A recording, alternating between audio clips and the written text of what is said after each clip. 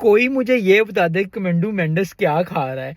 Test हो, ODI हो, टी20 हो, उसने स्कोर करना ही करना होता है। आज श्रीलंका के खिलाफ इतनी ज़बरदस्त परफॉर्मेंस दी। श्रीलंका खेला था वेस्ट इंडीज़ के साथ, 51 स्कोर किया, एक बार फिर अपनी डोमिनेंस शो कराई।